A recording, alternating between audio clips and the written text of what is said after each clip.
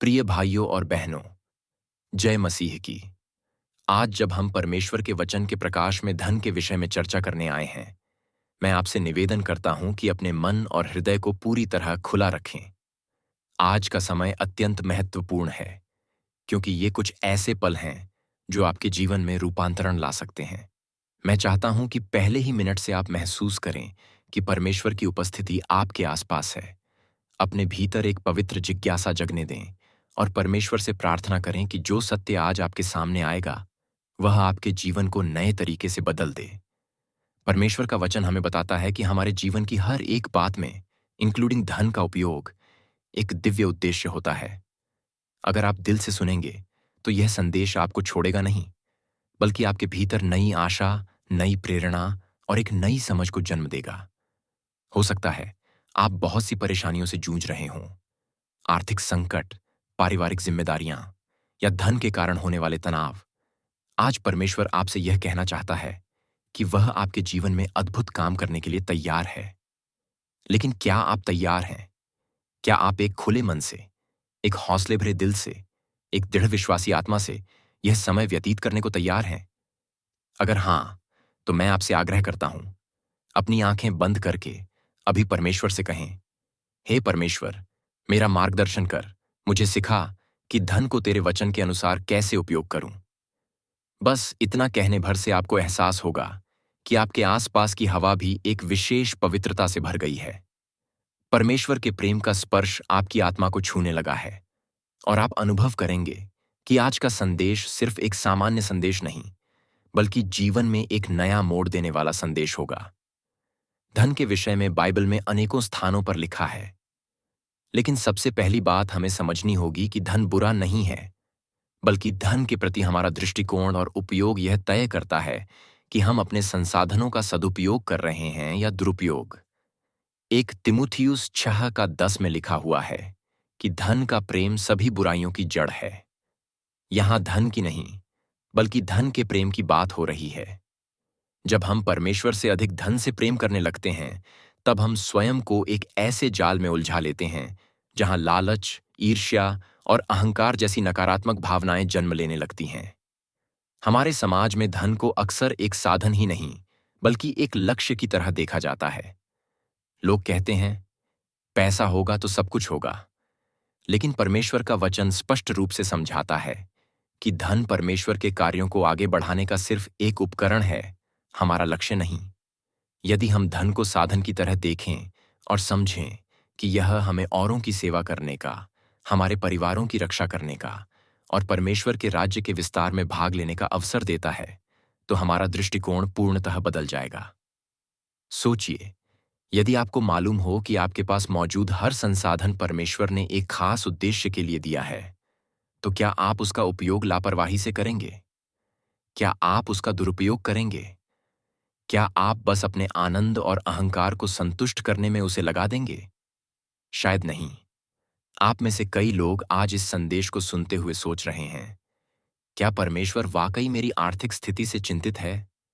जी हां, परमेश्वर आपके हर पहलू से जुड़ा हुआ है।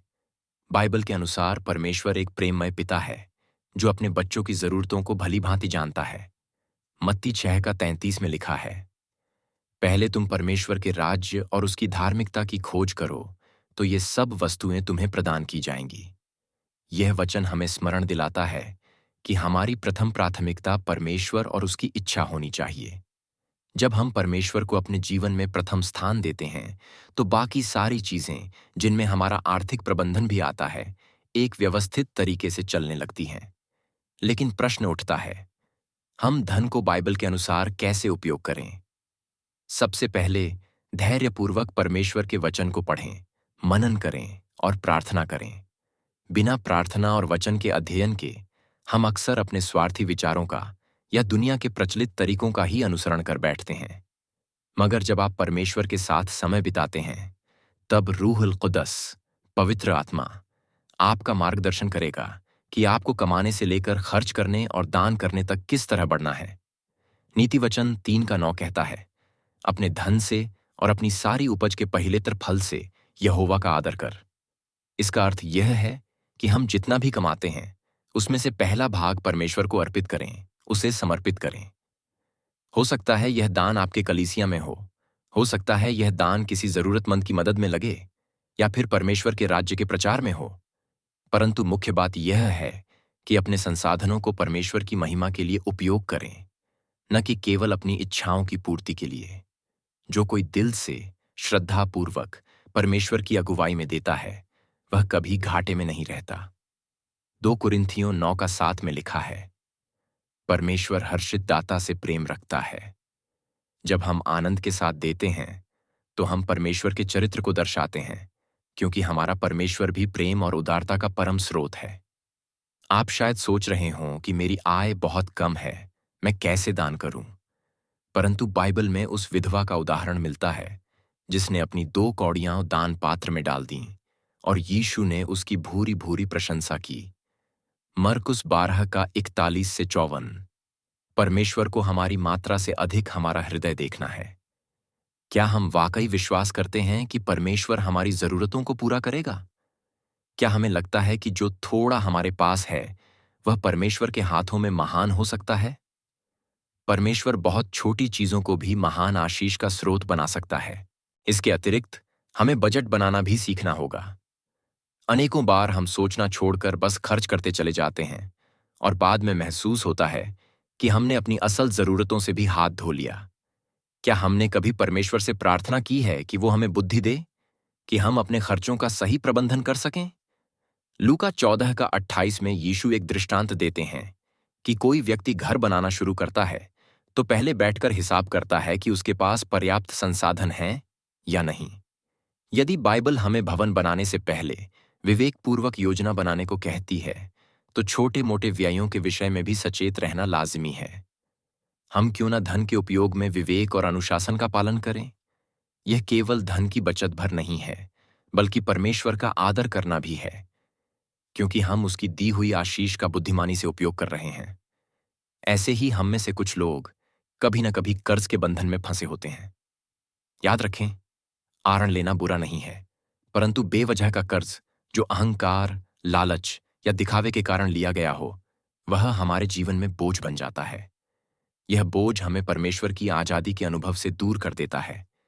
इससे बचने का सबसे अच्छा उपाय है कि हम हर बड़ा वित्तीय निर्णय लेने से पहले परमेश्वर से मार्गदर्शन मांगें, और यदि जरूरी हो तो बुद्धिमान और विश्वसनीय लोगों से सलाह लें। जब आरण चुकाने का समय आए तो उसे समय पर और ईमानदारी से चुकाए। रोमियो 13:8 में लिखा है, आप किसी के भी आरणी न रहें। यह हमें याद दिलाता है कि वित्तीय अनुशासन और सच्चाई हमें एक ईश्वरीय जीवन जीने में सहायता करता है। और जब हम धन संचित करते हैं तो उस धन को केवल अपने भविष्य की सुरक्षा के लिए रखना उचित है, या परमेश्वर हमसे यह अपेक्षा रखता है कि हम अपने आसपास के जरूरतमंदों की ओर भी ध्यान दें? याद रखिए कि धन हमारे हाथों में आकर केवल निजी आकांक्षाओं को पूरा करने का साधन न बने। दुनिया में इतने लोग हैं जो बुनियादी जरूरतों से जूझ रहे हैं। अगर हम सिर्फ अपनी समृद्धि को बढ़ाने में लगे हैं और किसी जरूरतमंद भाई बहन का दुख नहीं देख पा रहे, तो हमसे परमेश्वर प्रसन्न कैसे होगा? हाँ, हमें अपना भविष्य सुरक्षित रखना चाहिए। यह बुद्धिमानी है, परंतु साथ ही हमें इस बात का भी ख्याल रखना चाहिए कि हमारे आसपास के लोगों को भी आशा मिले। शायद आपके द्वारा दिया गया थोड़ा सा सहयोग किसी की पढ़ाई का खर्च उठा ले, किसी की अस्पताल की बिल भर दे, या किसी बच्चे के लिए पोषण का साधन बन जाए। जब हम इस दृष्टिकोण से धन का उपयोग करते हैं तो खुद परमेश्वर भी हमारी आवश्यकता पूरी करता है, क्योंकि उसका वचन कहता है कि जो दूसरों के लिए देता है उसे परमेश्वर कभी खाली हाथ नहीं रहने देता। कई बार हम सोचते हैं कि मेरे पास इतना नहीं है कि किसी को दे सकूं, परंतु हम बाइबल में देखते हैं कि वह लड़के का छोटा सा खाना, 5 रोटियां और 2 मछलियां, परमेश्वर के हाथों में एक बड़े चमत्कार का कारण बना। यूहन्ना 6:1-14। यदि हम अपने थोड़े को भी परमेश्वर को सौंपते हैं तो वह बहुतायत में बदल सकता है। परमेश्वर हमसे बड़ी राशि नहीं, बल्कि समर्पण और विश्वास चाहता है। आपको खुद नहीं पता होगा कि आपके थोड़े से सहयोग से परमेश्वर क्या महान कार्य कर सकता है। आप सभी आज के द्वार में परिवार चलाते हैं, बच्चों की पढ़ाई और करियर है, वृद्ध माता पिता हैं और तमाम जिम्मेदारियां हैं। इन सब के बीच तनाव होना स्वाभाविक है, लेकिन परमेश्वर का वचन कहता है कि जो थोड़े में विश्वास योग्य रहता है वही बहुत में भी विश्वास योग्य साबित होगा। लूका 16:10। इसका सरल अर्थ ये है कि हमें अपने मौजूदा धन को एक प्रबंधक, स्टीवर्ड के रूप में देखना चाहिए, जिसके लिए हमें परमेश्वर के सामने जवाबदेह होना है। यदि आज आप अपनी छोटी आय में भी परमेश्वर के लिए समर्पित हो सकते हैं, अपने खर्चों को नियंत्रण में रख सकते हैं, अपनी जिम्मेदारियां निभा सकते हैं और जरूरतमंदों की भी सहायता कर सकते हैं, तो परमेश्वर आपको बड़े आर्थिक आशीर्वाद के लिए भी तैयार कर रहा है। लेकिन परमेश्वर देखना चाहता है कि क्या आप अभी के संसाधनों में भी वफादार हैं। अब मैं आपसे कुछ प्रश्न पूछना चाहता हूं, जिन पर आप मनन कर सकते हैं। क्या आपने धन के बारे में अब तक ऐसी सोच रखी है जो परमेश्वर के वचन से भटकी हुई है? क्या आपको लगता है कि आपने पैसा इकट्ठा करने में इतना ध्यान लगाया कि परमेश्वर के साथ आपकी घनिष्ठता कम हो गई? क्या आप आज यह प्रतिज्ञा करना चाहेंगे कि परमेश्वर, जो भी मेरे पास है वह तेरा ही दिया हुआ है और मैं इसे तेरे मार्ग पर खर्च करना चाहता हूं? क्या आपने कभी प्रार्थना की है कि हे परमेश्वर, मुझे प्रबंधक बनने की समझ दे ताकि मैं तेरे राज्य के लिए उपयोगी बन सकूं? इन प्रश्नों से गुजरते हुए आप अपने हृदय में उस पवित्र आत्मा की कोमल आवाज महसूस करेंगे जो आपको ललकार रही है, प्रोत्साहित कर रही है कि उठो, आगे बढ़ो, अपने धन के उपयोग में भी परमेश्वर को महिमा दो। जब हम इस संदेश को समाप्ति की ओर ले जाते हैं, तो मैं आपको याद दिलाना चाहता हूं कि परमेश्वर हमसे केवल आर्थिक संपदा का त्याग या दान ही नहीं, बल्कि हृदय का समर्पण चाहता है। परमेश्वर को हमारी समृद्धि से कोई परहेज नहीं है। वह तो चाहता है कि हम आशीषित हों और दूसरों के लिए आशीष का कारण बने। परंतु सच्ची समृद्धि तब मिलती है जब हम अपना हृदय परमेश्वर के हाथों में सौंप देते हैं। उसके बाद हम अपनी कमाई को, अपने खर्चों को, अपने निवेशों को एक अलग नजरिए से देखने लगते हैं। हम देख पाते हैं कि असली खुशी जुटाने में नहीं, बांटने में है। कई लोग अंदर से टूटे हुए महसूस करते हैं क्योंकि उनके पास धन तो है, लेकिन शांति नहीं। पैसे के पीछे भागते भागते उन्होंने अपने परिवार को, अपने परमेश्वर को और स्वयं को भी खो दिया है। आज परमेश्वर आपको पुकार रहा है, लौट आओ मेरे पास। मैं तुम्हें वो शांति दूंगा जो दुनिया तुम्हें नहीं दे सकती। धन सिर्फ एक साधन है, शांति और आनंद की कुंजी परमेश्वर के हाथों में है। जब हम धन की तुलना में परमेश्वर को प्राथमिकता देते हैं, तब परमेश्वर का हाथ हमारे जीवन, हमारे परिवार, हमारे काम और हमारे भविष्य पर बना रहता है। आपकी नौकरियां बदल सकती हैं, आय के साधन बदल सकते हैं, मगर परमेश्वर की वफादारी कभी नहीं बदलती। मैं आपको आज एक चुनौती देना चाहता हूं। आने वाले सप्ताह में आप प्रार्थना करें, हे परमेश्वर, मेरा हृदय बदल दे। मुझे सिखा कि तेरे वचन के अनुसार धन को कैसे संभालूं, कैसे खर्च करूं, कैसे कमाऊं और कैसे दान करूं। साथ ही व्यावहारिक कदम उठाए। एक छोटा सा बजट तैयार करें, फिजूल खर्ची पर नियंत्रण करें, किसी जरूरतमंद व्यक्ति का सहयोग करें और अपने बढ़ते हुए धन का एक हिस्सा परमेश्वर के कार्य के लिए निकालें। ये कदम भले छोटे हों, लेकिन परमेश्वर के राज्य में इनकी महत्ता अत्यंत बड़ी है। आप देखेंगे कि परमेश्वर किस तरह इन प्रयासों को आशीष देता है। हमारा परमेश्वर जीवित परमेश्वर है, और जब आप उसकी आज्ञा का पालन करते हैं, तो वह आपके जीवन में चमत्कारिक बदलाव लाता है। कभी कभी हम चमत्कार को सिर्फ बीमारी से चंगाई मिलने या कोई बड़ा असाधारण काम होने से जोड़कर देखते हैं, जबकि हमारे परिवार में मेल मिलाप, हमारे खर्चों में अनुशासन, हमारे व्यवसाय में ईमानदारी और हमारी आत्मा में गहरा आनंद, ये सभी परमेश्वर के छोटे बड़े चमत्कार ही तो हैं। अपने धन को परमेश्वर के हाथों में सौंपकर आप देखें कि कैसे हर छोटे से छोटा पहलू उसके प्रेम और सामर्थ्य से आशीषित हो जाता है। आज मैं आपके समक्ष यह प्रार्थना करना चाहता हूं, हे परमेश्वर, हमारे मन को खोल दे, हम सबको धन के सही उपयोग का प्रकाश दे।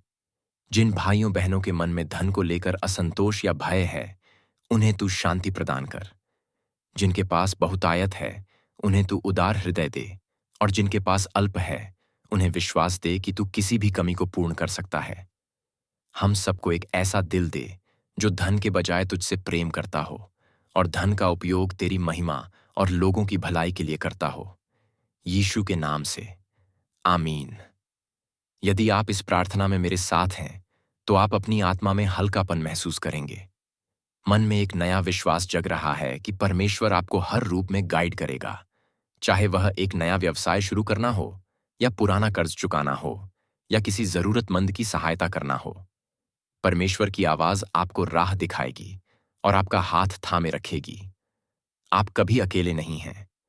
आज का संदेश यहीं समाप्त नहीं हो रहा। मैं चाहूंगा कि आप लगातार परमेश्वर के वचन का अध्ययन करें, प्रार्थना करें और धन के प्रति अपना दृष्टिकोण बदलने की कोशिश करें। देखिएगा, जब आप अपनी आमदनी और खर्च की छोटी छोटी बातों को भी परमेश्वर के हाथों में सौंपते हैं, तब एक अनोखा चयन और आशीष आपके परिवार पर छा जाएगी। लोग पूछेंगे, आपके घर में ये इतनी शांति कैसे है? आपके व्यापार में ये तरक्की कैसे आ गई? तब आप गर्व से कह सकेंगे, ये सब परमेश्वर का हाथ है, क्योंकि हम धन का प्रयोग उसी की इच्छा के अनुसार करने का प्रयत्न करते हैं। मैं आपको आश्वस्त करना चाहता हूं कि परमेश्वर न केवल आपकी आत्मिक उन्नति चाहता है, बल्कि आपकी भौतिक आवश्यकता की भी चिंता करता है। वह आपका पिता है, जो जानता है कि किस पल कौन सी आवश्यकता पूरी करनी है। बस आपको धन को परमेश्वर से ऊपर न रखना है और धन के प्रति अपने मन को कठोर या लालची नहीं होने देना है। उसकी आवाज सुने, उसके निर्देश माने और उसके प्रेम को हर क्षेत्र में आमंत्रित करें। फिर वह धन के क्षेत्र में भी महान काम करेगा। समय आ गया है, प्यारे भाइयों और बहनों, कि हम बाइबल के अनुसार धन का उपयोग करना सीखें। हम केवल कमाने, बचाने और खर्च करने के बोझ में न उलझें, बल्कि परमेश्वर के राज्य के लिए निवेश करें, जरूरतमंदों की सेवा करें और अपने जीवन को परमेश्वर की महिमा का प्रतिबिंब बनाएं। याद रखें, आज जो बीज आप बोएंगे, आने वाले कल में वे आपके और आपके बच्चों के लिए बड़ी आशीष बनकर उभरेंगे। परमेश्वर के साथ चलना सिर्फ हमारी आत्मिक जरूरत ही नहीं, बल्कि हमारे हर सांसारिक निर्णय के लिए भी मार्गदर्शक है, चाहे वह धन से जुड़ा हो या किसी और क्षेत्र से। प्रार्थना है कि आपने यह संदेश जिस हृदय से सुना है, वह हृदय परमेश्वर की आज्ञा को जीवन में उतारने के लिए तैयार रहेगा। इस पूरी यात्रा में आप अकेले नहीं हैं। पवित्र आत्मा आपका साथी है, आपकी कलीसिया आपका परिवार है और परमेश्वर का वचन आपका आधार है। चलते रहिए, सीखते रहिए और परमेश्वर की आज्ञा में चलते हुए देखिए कि आपके जीवन में कैसी अनंत आशीषें बरसेंगी। अब जब आप यह वीडियो बंद करें या यह संदेश समाप्त होने को आए, तो यह भावना लेकर जाइए कि परमेश्वर के वचन ने आपके भीतर एक बीज बो दिया है। वह बीज सही वित्तीय समझ, उदारता, समर्पण और अनुशासन का बीज समय के साथ पल्लवित और पुष्पित होगा। बस उसे पवित्र आत्मा की देखरेख में पोषित करते रहिए। मेरा विश्वास है कि आप समृद्ध भी होंगे, आशीषित भी होंगे और साथ ही दूसरों के लिए आशीष का स्रोत भी बनेंगे। आज आपके जीवन में जो भी आर्थिक चुनौतियां की हैं, उन्हें परमेश्वर के चरणों में रखकर एक नया आरंभ कीजिए। परमेश्वर आपके साथ है, वह आपके जीवन में महान कार्य करना चाहता है। बाइबल के अनुसार कीजिए, वफादारी, उदारता, अनुशासन और सेवा भाव के साथ। तभी हम अपने जीवन में धन की वास्तविक परिभाषा समझ पाएंगे। परमेश्वर की महिमा के लिए उपयोग होने वाला एक साधन। परमेश्वर आपको आशीष दे, आपको और आपके पूरे परिवार को आर्थिक, शारीरिक और आत्मिक समृद्धि प्रदान करे। विश्वास रखिए, वह आपके प्रति वफादार है और जो वादा उसने किया है, उसे वह पूरा करेगा। धन के प्रति आपका दृष्टिकोण बदलेगा तो जीवन की खुशहाली अपने आप बढ़ जाएगी। पहले परमेश्वर का राज्य, इसी मूल सिद्धांत को पकड़े रहिए, क्योंकि जहां आपका धन होगा, वहीं आपका हृदय भी होगा। आइए अपने हृदय को परमेश्वर के सिंहासन पर टिकाइए, ताकि हर सांस, हर पल, हर संसाधन उसी की महिमा के लिए समर्पित हो सके। आमीन।